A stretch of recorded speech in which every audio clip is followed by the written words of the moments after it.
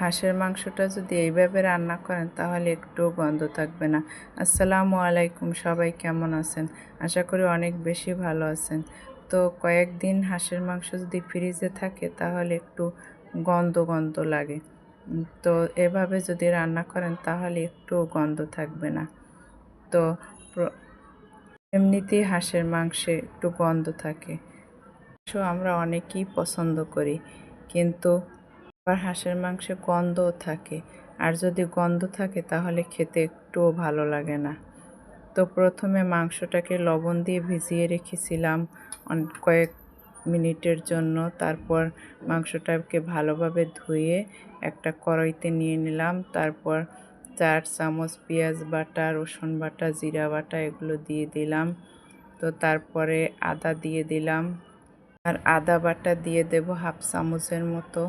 তারপর মরিচ গুঁড়ো দিয়ে দেব 1 চামচ, হলুদের গুঁড়ো দিয়ে দেব 1 চামচ, 1 চামচ দিয়ে দেব লবণ। এটাকে ভালোভাবে মাখিয়ে নেব।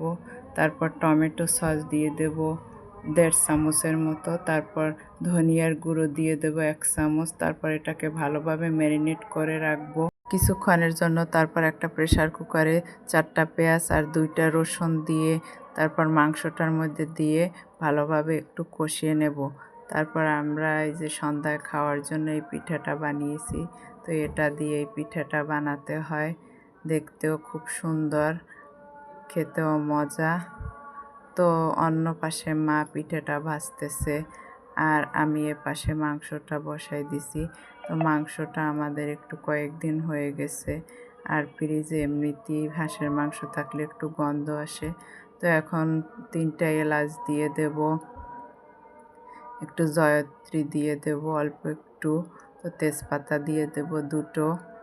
তো ভালোভাবে কষাতে থাকবো।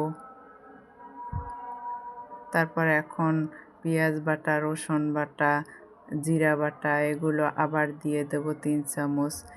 তারপর দারচিনি দিয়ে দেব, তারপর হলুদ দিয়ে দেব 1 চামচ আবার, তারপর মরিচ দিয়ে দেব 1 চামচ, একটু 1.5 চামচের মতো।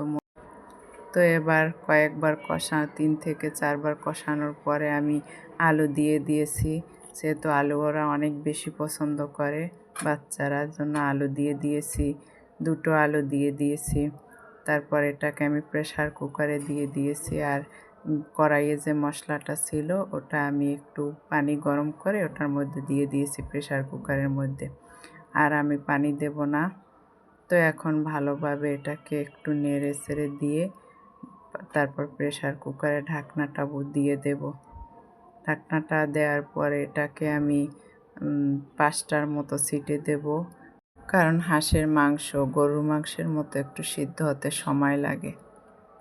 আপনারা চাইলে টমেটো সসের পরিবর্তে অল্প একটু লেবুর রসও দিয়ে দিতে পারেন। আর আমি 2 চামচের মতো ভাজা জিরের গুঁড়ো দিয়ে দিয়েছি। তো এখন হয়ে গেছে রান্না। একটু প্রেসার কুকার থেকে নামিয়ে তারপর একটু জাল করে নেব। তো হয়ে গেল রান্না। কেমন লাগলো সবাই জানাবেন। ভালো থাকবেন। আল্লাহ হাফেজ।